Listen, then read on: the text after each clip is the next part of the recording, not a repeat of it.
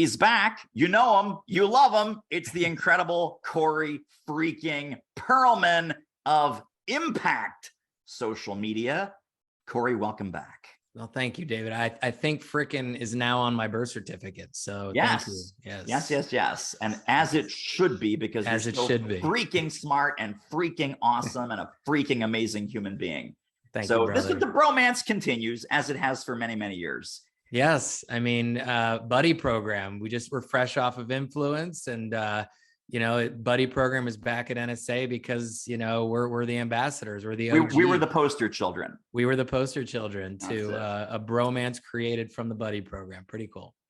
So now we're here to talk about Authentically Social. And right now, Authentically Social is a podcast. Authentically Social is a movement. Authentically Social is a philosophy. Coming in 2023, Authentically Social is going to be a book. Talk about how this whole empire came to be with your work that you're doing with professional services firms and consultants and so forth. And what's the whole Authentically Social mantra? Yeah, it's really come from doing the agency work for over a decade and starting to see what was bubbling up to the surface as far as success. And what we've found is no matter the industry, the more humanized, transparent, authentic, whatever those words are, that the brand was or the individual was, the better engagement they got.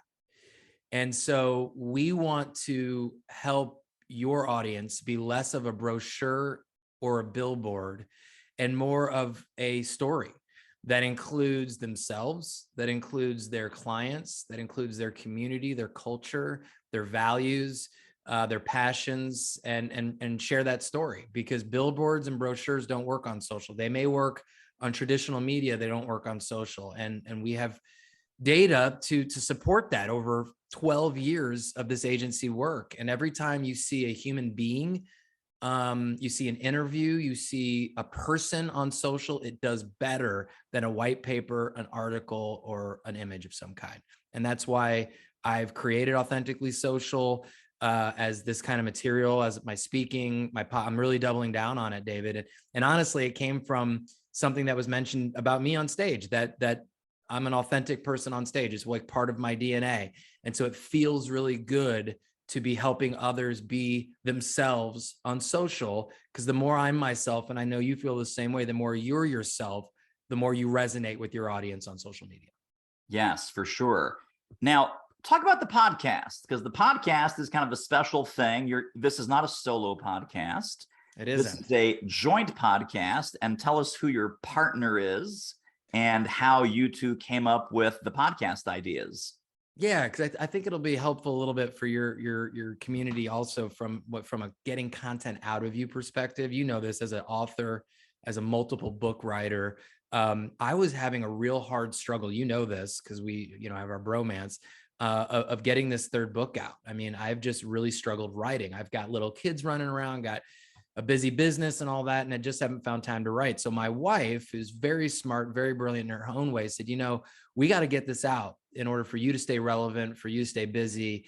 And clearly, having you write twice a week's not working.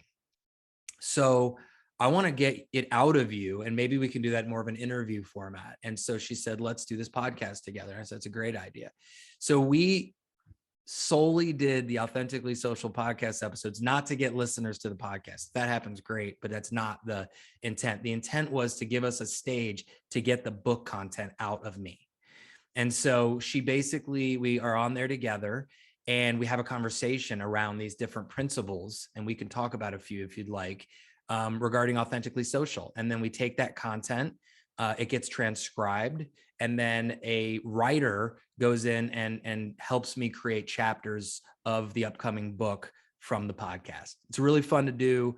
Jess has been my business partner for over a decade. So we also, we have fun together, and we talk about the nuances of working together and all that fun stuff. So let's take a stroll down some of the episodes, because you mentioned some of these titles before we turn the microphones on. The one that jumped out at me first is be less like the squawking parrot and more like the wise owl. Give us the theme of that one. Yeah, that came from a guy who was in my audience, 8-9 years ago, and he heard me talk, and then he saw me 4 or 5 years later, and he said, "Corey, I'm still trying to avoid being that squawking parrot." And I said, "I have no idea what you're talking about." I really didn't. And he said, "You said that like 9 years ago in your talk. You said be less like the squawking parrot, more like the wise owl." And I said, "I did. I don't remember saying that, but that's cool." So now I say it a lot because clearly it was at least memorable to him.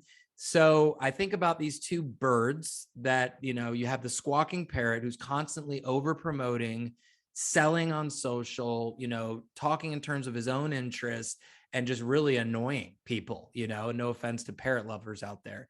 And then you have the wise owl, and the wise owl is being helpful. They're being a resource. I use 3 E's when I talk about the wise owl: educational, entertaining, and sometimes I use the enriching or encouraging. And those are all E's that, focus on others, to try to give value to other people. And so we want to be thinking more about that wise owl. How can we be more of the wise owl on social and less like the squawking parrot? The wise owl is helpful and is customer focused first. The squawking parrot is self-serving and annoying at best. So this is a hot button for me because I do squawk a lot. So let's talk about the typical professional services firm. Let's talk about the typical training company, consulting, law firm, accounting firm, engineering firm. When they come to you and you have an initial audit, you look at all their social media, what they're putting on LinkedIn, what they're putting on their YouTube channel, what they're putting on their blog. Is this a common thing where they're like, hire us, we're awesome, us, me, look at our services, look how amazing we are? And then how do you get them off that? Because I'm sure that the managing partner, the managing director goes, Corey, we're not doing social media just for laughs here. We're doing social media to connect with potential prospects and bring them into sales conversations. How do you have that delicate balance when you're trying to persuade them or show them the light, I guess I should say, and say, listen, dude, what you're doing now, it's not working. It's not working at all, but they just keep on hammering away on the marketing, sales, me. What does that conversation sound like typically with one of your clients? And we got to turn it back around on you for a second, because you said you're the squawking parrot, and I completely disagree with you. You're the wise owl. Just because you're on there a lot, David, doesn't mean that you're the squawking parrot. The reason I would put you in the wise owl category is because what you say is valuable. You have your clients in mind every time you go on camera. So it's not, come into my consulting coaching program. When I've seen you turn the microphone and the camera on, it's education. And what that indirectly does, it makes us want to see you more. And then you help encourage us to take the next step. That's the wise owl. The squawking parrot skips the education part and goes straight to the consulting and coaching part. That to me is the biggest difference with you.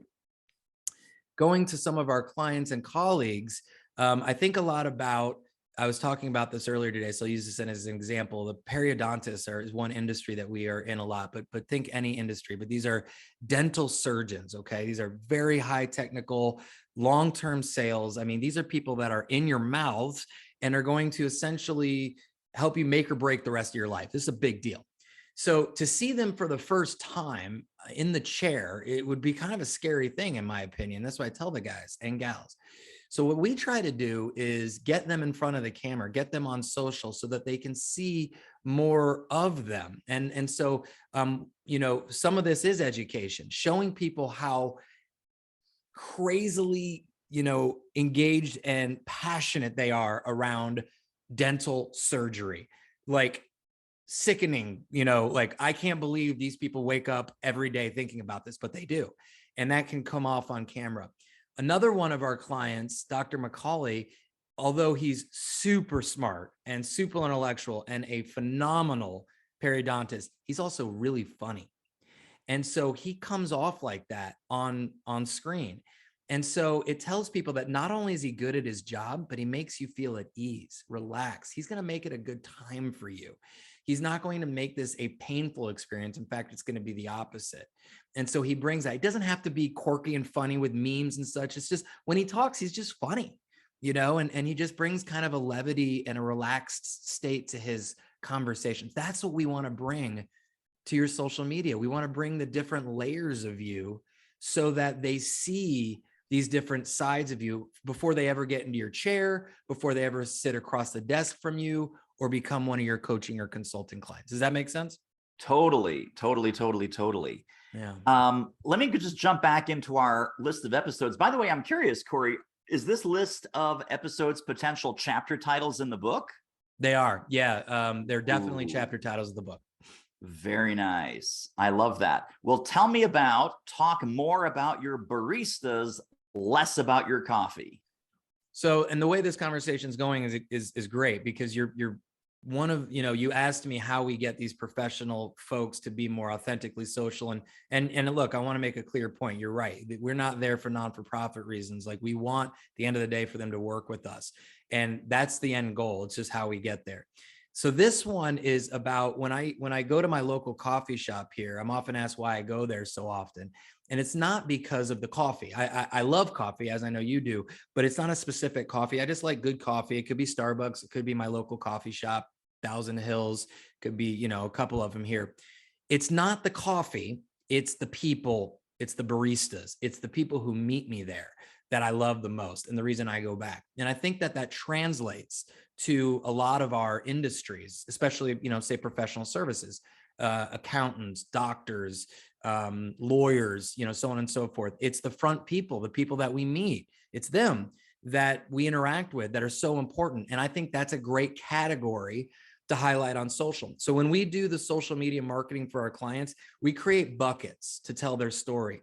One of the buckets is in their internal team, and making sure that we shine the spotlight on them as well, not just you and not just outside, not just community, but them as well. So we highlight physicians' assistants, we highlight loan originators, and so on and so forth, people that make the business work.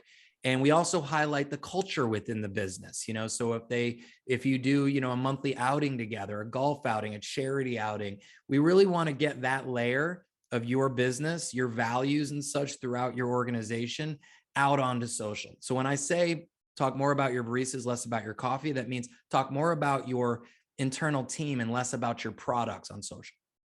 Yes.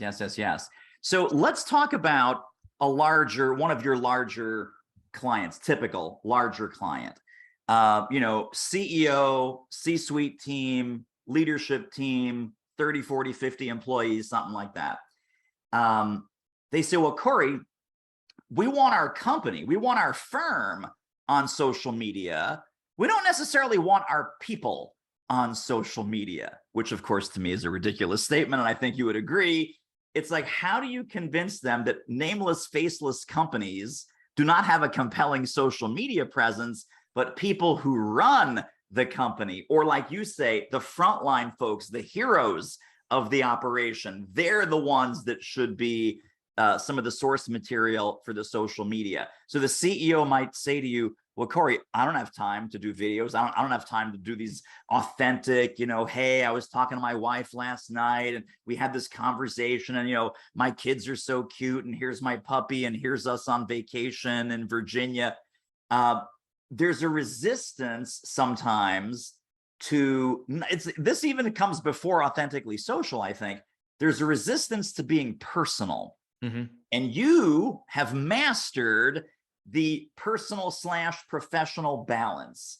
So when you're working with a larger firm, maybe like I said, 10, 20, 30 people in there, how do you coax them into humanizing and personalizing their Authentically Social presence?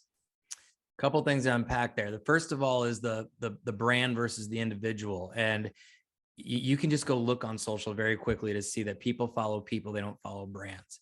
Obviously there's exceptions, but for every exception, for every powerful brand out there, there's a powerful individual that has exponentially more fans and followers than that brand. You look at Coke and GM and all these different brands, then you look at individuals, influencers out there. I mean, way more followers and fans than companies do. So in the world of social, bottom line is people follow people. Beyond that, that also translates down to companies and corporations. And I can see it within our own businesses. We've got, businesses that we have social media profiles for that, I mean, we claw and we fight and we push to get 3 likes, 2 comments, whatever. And then we get one CEO who's a little bit more personable online, and we're getting reels done with them and LinkedIn posts, and it's sizzling, baby. I mean, it's doing really, really well. So again, it falls under that category of people follow people, not necessarily brands. Not to mention the fact that Facebook, Instagram, LinkedIn, they're people first profiles. I mean, at the end of the day, I'm connected with you. I'm not connected with Do It Marketing or whatever, and you're not connected to Impact Social. We're connected to each other. So it just makes more sense to have an individual first, social media strategy. Now, to answer the question about CEOs don't have time, I do have a couple of things with that. One of the things that I say to them is, don't try to create the moments, try to capture the moments. So what I mean by that is, there are things that CEOs and C-suite folks are already doing that are great content for social, as opposed to them feeling like they have to start something new in order to do social. You might have a weekly board meeting. You might have a sales meeting that you have with your team. And that's a great time to get the camera rolling and shoot some things. Maybe you shoot little clips of your meeting. Sometimes I will have a just like this. You and I'll have this conversation. I'll have a camera going here, and I'll record some of my responses to you. And that will be Monday minutes for the future for me. So I try to, not feel like I've got to do a Monday minute. I've got to do a weekly Wednesday. I've got to do a Friday funny or whatever. But instead, I capture things I'm already doing and use those in different ways. And then the last thing about that is just a quick little example. My friend Joe, CEO of a large training organization. For years, he struggled with engagement on social because he wanted to be professional on his social media. And what we helped him do, and he's eventually done such a great job of, is bring more of his personality and his persona to his social. It doesn't mean, Joe's a very private person, David. It doesn't mean like showing off his children all the time or showing when he's on vacation, but it's just bringing the human side to his brand. So one example is he had his kids graduate the Dale Carnegie program in his local area, and he's a diehard Dale Carnegie fan.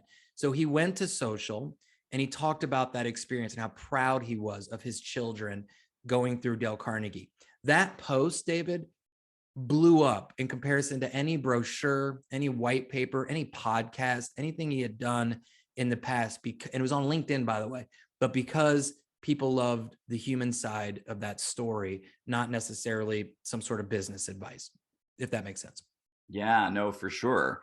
Talk a little bit about, I want to go back to some of your favorite episode titles in a moment, but Authentically Social, the way you're describing it, totally get it, totally awesome, very, very important.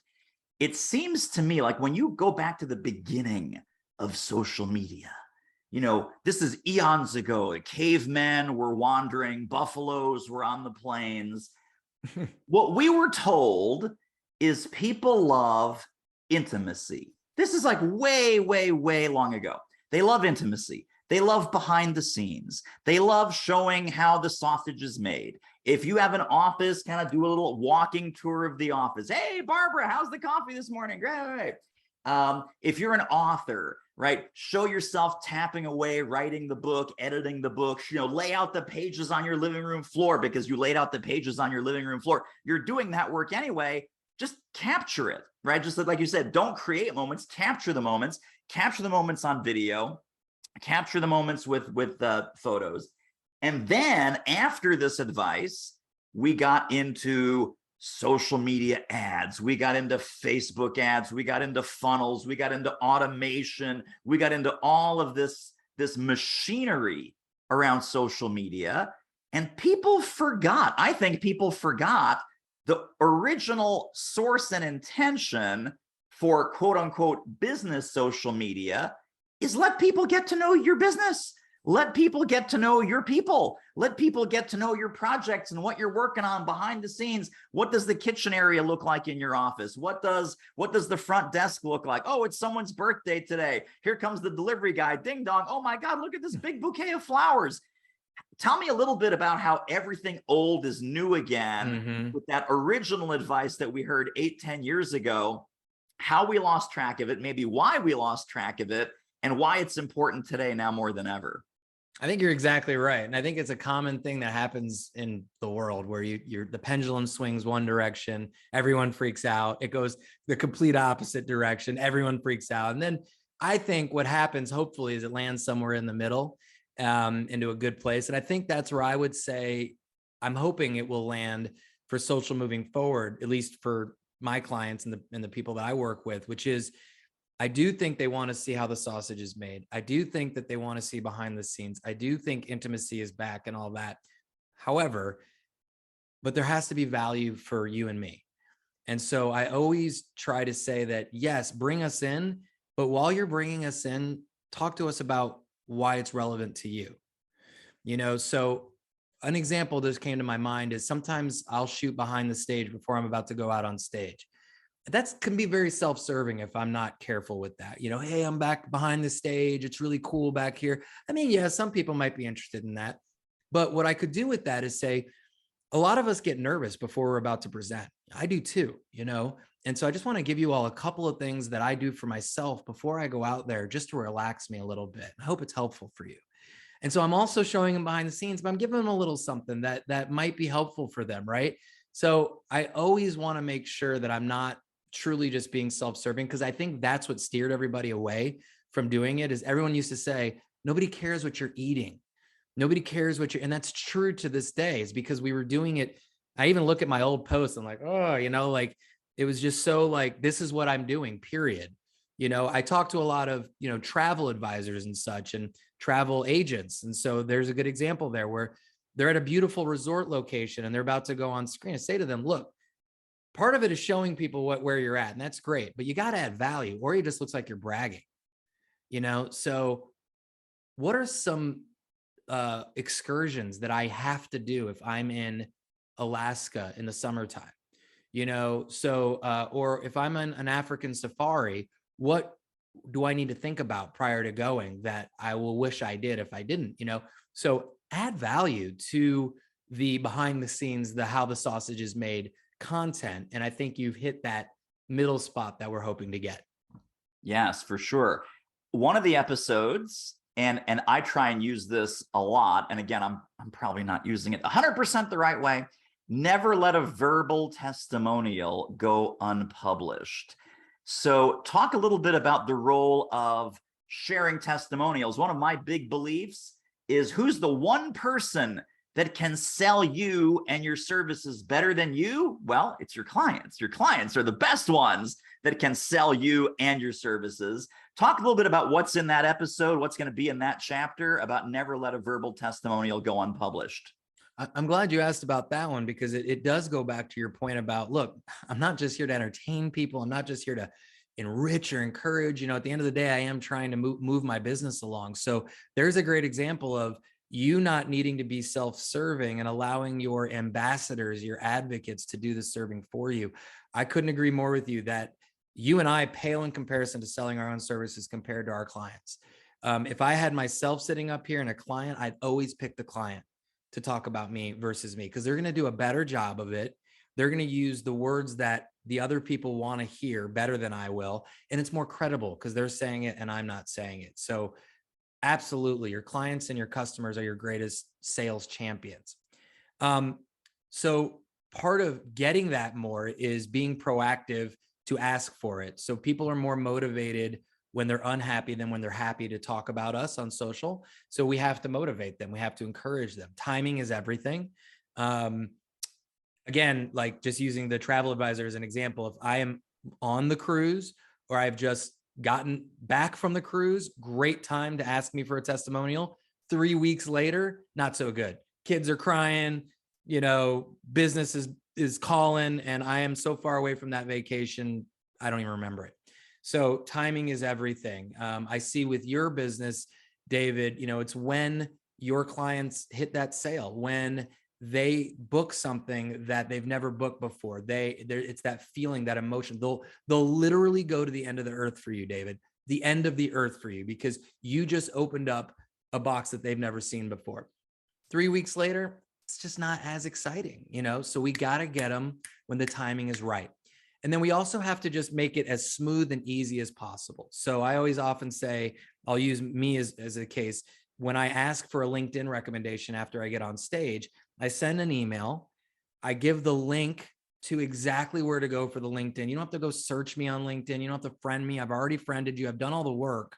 And then I even put little bullets of like some of the things that you mentioned while we were together.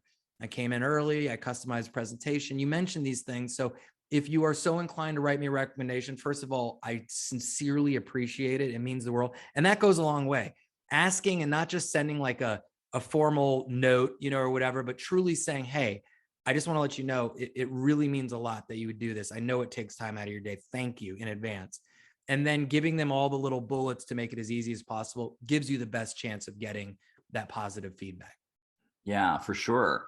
Let me ask you about the E word when it comes to authentically social. The E word is engagement. And, people say, okay, I'm going to put a lot of stuff out there and it's going to be value. It's going to be authentic. It's going to be helpful. And, there's going to be people commenting.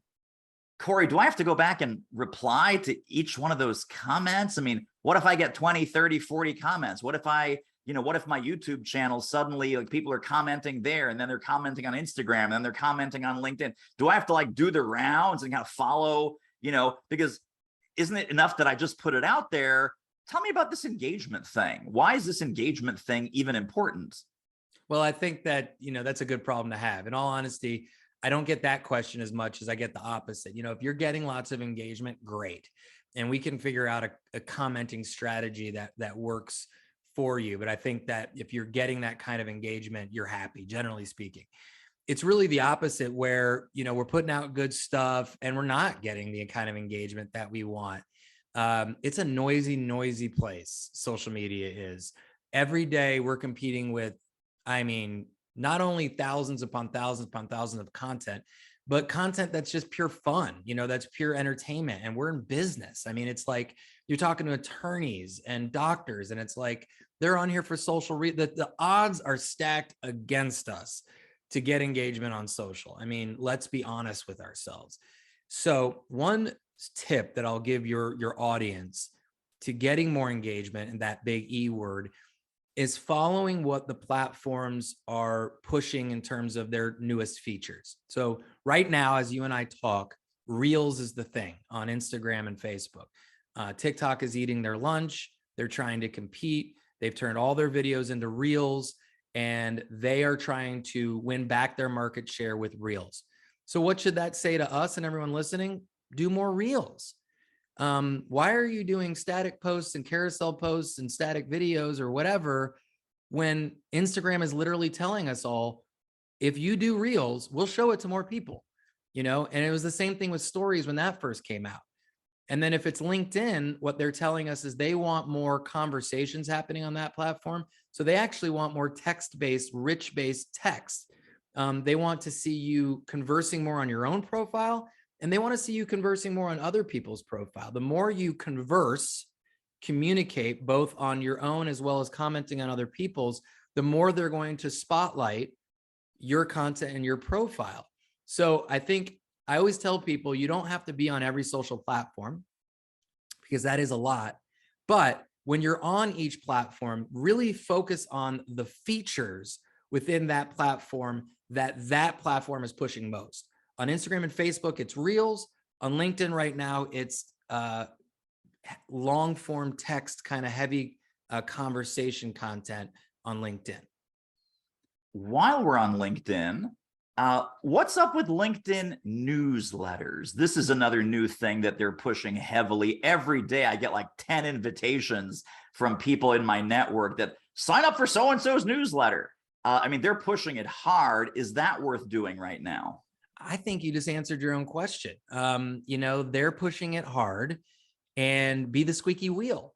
Just be like, okay, LinkedIn, you're showing me that this is important to you. I'll start doing it. And that's exactly what I did, David. I started seeing the same thing you did about 8-10 months ago. And I started doing LinkedIn newsletters. And every time I do one, my engagement is much higher than a traditional post, guaranteed every time. And that's simply because LinkedIn, just think about them as a business. They're like, okay, we've got this new category that we're doing and we got to make it work, right? So how do they stack the odds in their own favor? They push it out to more people, right?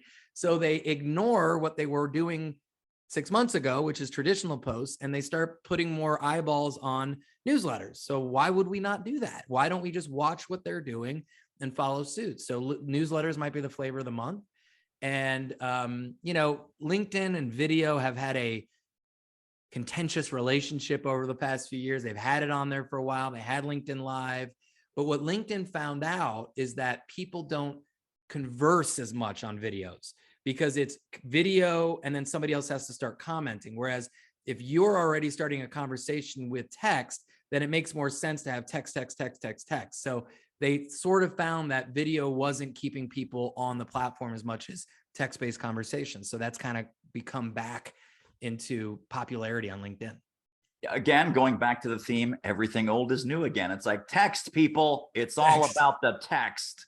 It's all about the text. Well, as we're wrapping up, 2 final questions for you, my friend. The final question is, how can people get connected and stay connected to more Corey Perlman brilliance? Before we get to that, if folks were to take one overarching idea from our conversation today about being more authentically social, what would you hope that overarching takeaway for them would be? I want them to think about 2 or 3 words that they're known for, that when people describe them. So I'm going to pick on you for a second. Like if I describe David Newman, I would say funny. I would say irreverent, kind of against the grain, against the norm. I would say spontaneous, really good at ad-libbing, and improvise would be another word that I would use to describe you. So figure out those 2 or 3, 4, 5 words that really describe who you are. And then when you shoot video or you do content on social, make sure those come to life. That's your accountability for staying authentic. Exactly, is making sure that you are who you are. On if I tried to be you and I tried to be quick-witted and all these things, I'd fail miserably. So I got to be me. It's all I can do. Everyone else is taken. So and don't feel like, I hope you don't leave this saying, gosh, Corey said I have to do reels, so I have to figure out how to do reels and all this. No.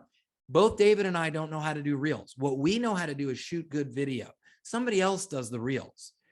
So I always tell people, just open up your phone and capture pictures and video from this thing, then figure out how to get it up there later. But don't get stuck in the weeds of all the nuances of creating the newsletter or doing the reel or the live or whatever. Just get good quality content of yourself on your phone, and then you'll figure out how to get it out onto social. So those were 2 things, David, but I think they're very important. Tremendous. Okay. How can people get connected and stay connected to more Corey Perlman? Website links, downloads, stuff we can give them, resources to drop into the show notes. What do we got for them? My speaker consulting website is coreyperlman.com. So that's CoreyPerlman.com. It's a new website I showed you, David. I'd love for people to check it out. And then, on Instagram, I'm at Corey Perlman Speaks. So I'd love to see you out there. If you are on there, I'd love to see maybe some of the things that you're doing. So feel free to tag me or connect with me and show me some of the reels maybe that you're experimenting with.